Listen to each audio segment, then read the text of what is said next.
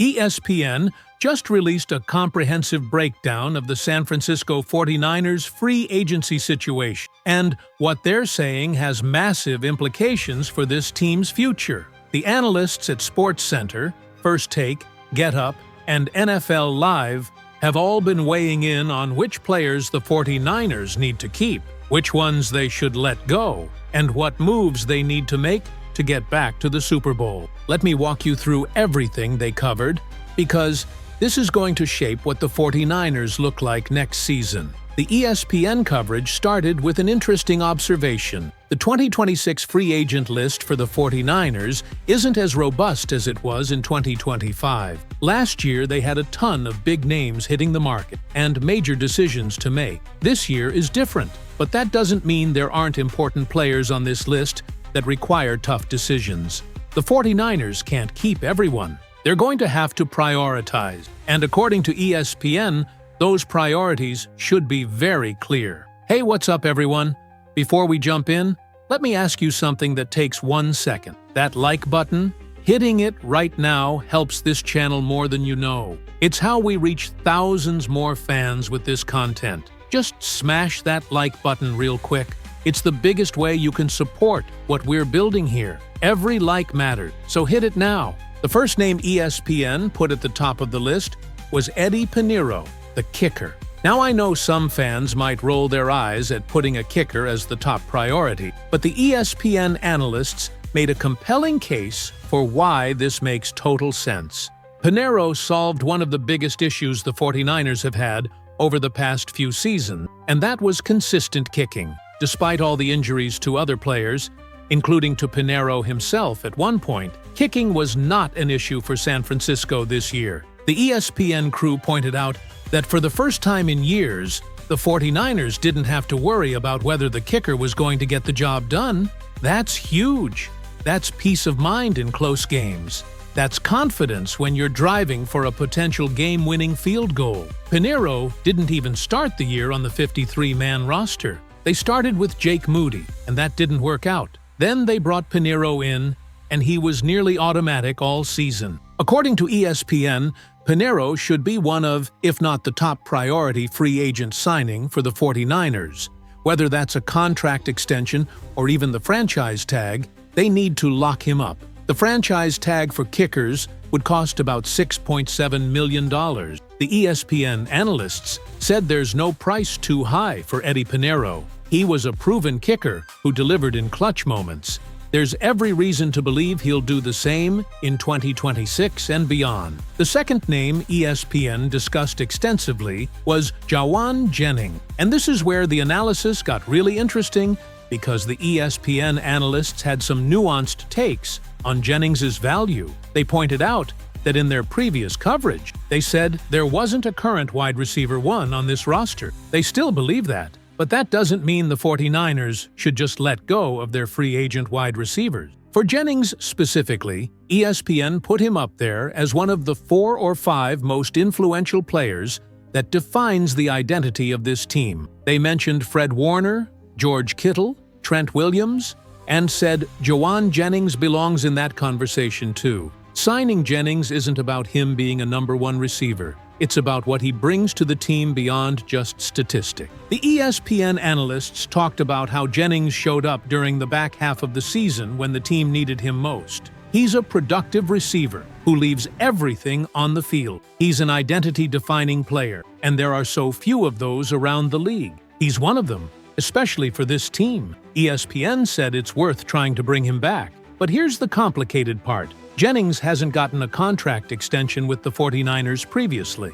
He's been seeking a big payday, and the team hasn't been willing to meet his demand. So ESPN acknowledged this might be one of the more difficult players to resign. That's not a knock on Jennings or his camp. That's just the reality of wanting to go get your money. He's raised his stock a lot this season, and he deserves to be paid. The ESPN analysts noted that the situation is different now than it was during previous negotiation. Those earlier talks happened under the assumption that Brandon Ayuk was going to be wide receiver 1 for this team. That's not the case anymore. Ayuk has all but confirmed he's played his last down in San Francisco. So now the 49ers have a good amount of cap space and more need at the receiver position. That could change the dynamics of the negotiation. ESPN also mentioned Skyway Moore as an important free agent. Moore was a very good returner for the 49ers this year, and they said there should be significant investment in trying to bring him back.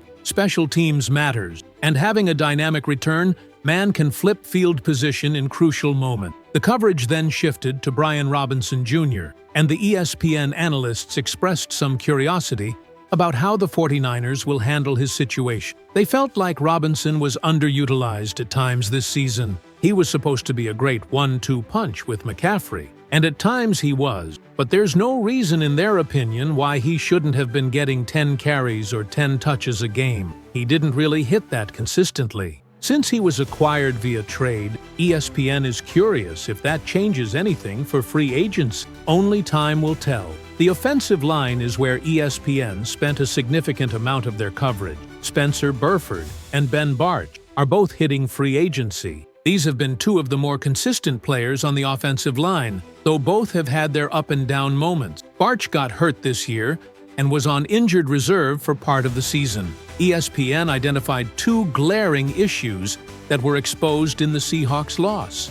There's no wide receiver one on this team, and the offensive line needs a retool. They mentioned that Trent Williams has said he plans on coming back for 2026, which is huge. That's a future Hall of Famer. But Williams turns 38 this summer. You don't know how much time you're going to get with Trent's top-tier play remaining. The point ESPN made is that if the 49ers decide not to bring back Burford or Barch, they need to make a major swing for a big offensive lineman, either in free agency or invest heavily in the draft. The problem is that really good offensive linemen rarely hit the open market. Teams don't let them go because they're so valuable and so hard to find. So the 49ers are going to have to be creative. ESPN suggested investing in the draft as a good approach since it's worked for the 49ers in the past. They officially have the 27th pick, so it's not like they're picking high, but they will have a first-round pick to make one of those moves. The analysts put offensive linemen right up there with wide receiver in terms of draft priorities. The defensive side of the ball got some attention too. ESPN acknowledged that defensive line was a big red flag this season because of the lack of consistent quarterback pressure. But they were quick to point out that wasn't necessarily because of the personnel in the building.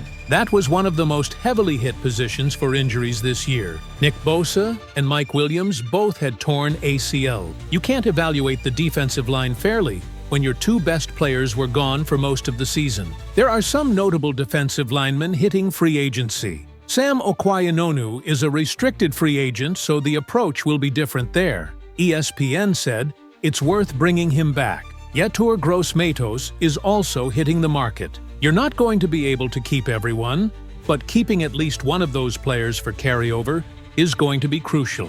The ESPN analysts were actually pretty optimistic about the defensive line situation. They pointed to CJ West and Alfred Collins, two rookies who showed really good potential over the course of the season. Those guys are only going to get better with more experience, and with Mike Williams coming back from injury, that's another boost. Williams himself said he should be ready right around training camp when recovering from his torn ACL. Getting a full off-season to recover and then being back for training camp is huge for his development. The conclusion ESPN reached is that defensive line isn't as big of a priority as people might think. They already have good personnel in the building. If they just don't let all the free agents walk, they'll be in a decent position. The focus should really be on offensive line and wide receiver according to their analysis. ESPN wrapped up their coverage with a big picture assessment. Something big is brewing in San Francisco. The 49ers are going to have major moves to make this offseason. The defensive coordinator search is obviously important, but the roster decisions might matter even more. Pinheiro and Jennings should be top priorities. The offensive line needs attention, and the front office needs to be aggressive in addressing the speed and explosiveness issues on offense. The ESPN analysts expressed confidence that the 49ers will figure it out. This is still a well-run organization with a great head coach and an elite quarterback, but the window is closing. The core players are getting older. The time to win is now, and the moves they make over the next few months will determine whether they're serious Super Bowl contenders or just another team that almost got there. What do you think about ESPN's free agency analysis? Do you agree that Pinheiro should be the top priority? Should the 49ers pay whatever it takes to keep Jauan Jennings? Let me know in the comments, because I want to hear your thoughts on how the 49ers should approach this offseason. Drop a like if you found this breakdown useful